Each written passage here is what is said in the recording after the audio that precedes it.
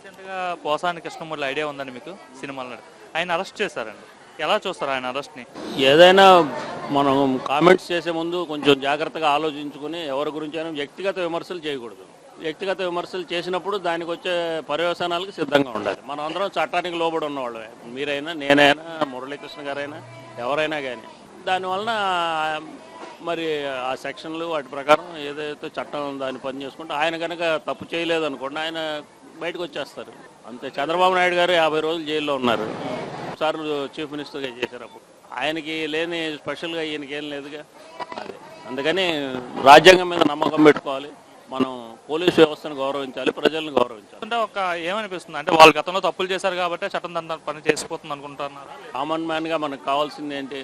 మనకి law and order పర్ఫెక్ట్గా ఉండాలి, ప్రజలకు నిత్యావసర వస్తువులు అవి దొరకాలి.